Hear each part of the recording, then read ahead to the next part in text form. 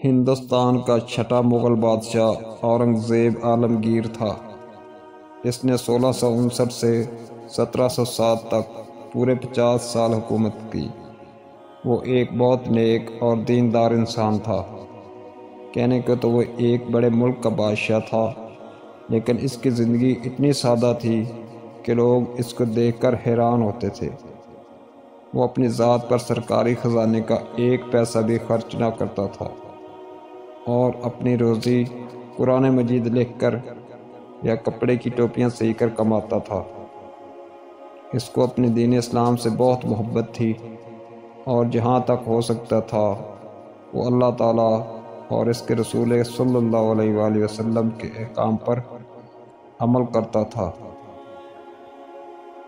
سرکاری خزانے سے غریبوں، محتاجوں اور طالب علموں کی بہت مدد کرتا تھا اور نیکی کے دوسرے کاموں میں بھی بڑھ چڑھ کر حصہ لیتا تھا۔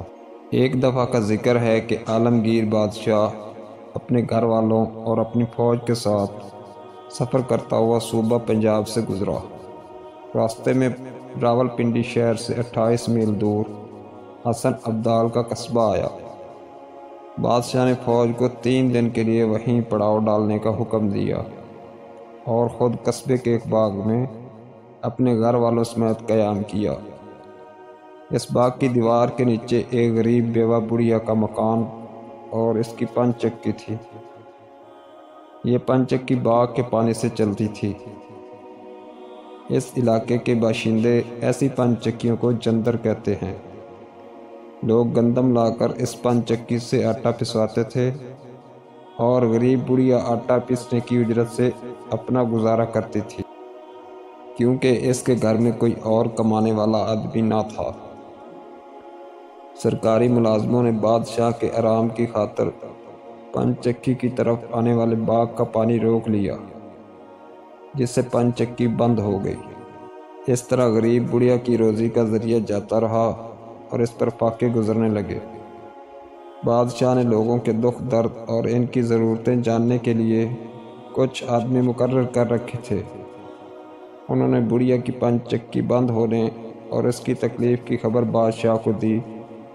اس کو سخت دکھ ہوا۔ اس نے اسی وقت باغ کا پانی کھلوا کر 5 چکی کو چالو کرا دیا۔ ساتھ ہی کھانے کے 2 بڑے تھال اور 500 اشرفیاں اپنے خاص خادم کو دے کر حکم دیا کہ یہ بڑھیا کو دے آؤ اور میری طرف سے معافی مانگو کہ ہمارے یہاں آنے کی وجہ سے اس کو تکلیف پہنچی ہے۔ خادم نے یہ چیزیں فوراً بڑھیا کو پہنچا دیں۔ دوسرے دن صبح بادشاہ نے چند ملازموں کو پالکی دے کر حکم دیا کہ 5 چکی کی مالک بڑھیا کے پاس جاؤ، اس کو عزت کے ساتھ پالکی میں سوار کر کے یہاں لاؤ اور زنان خانے میں بادشاہ بیگم یعنی ملکہ کے پاس بھیج دو۔ انہوں نے ایسا ہی کیا۔ بڑھیا نے بادشاہ بیگم کو بتایا کہ میری 2 بیٹیاں ہیں، میں غریبی کی وجہ سے ابھی تک ان کی شادی نہیں کر سکی۔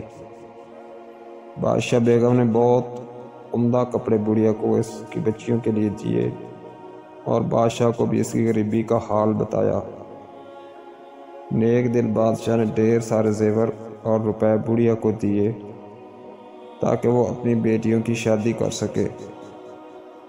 بڑھیا بادشاہ اور بادشاہ بیگم کو دعائیں دیتے ہوئے اپنے گھر واپس آ گئی اور بہت جلد اپنی دونوں بیٹیوں کی شادیاں 2 اچھے گھرانوں میں کر دیں۔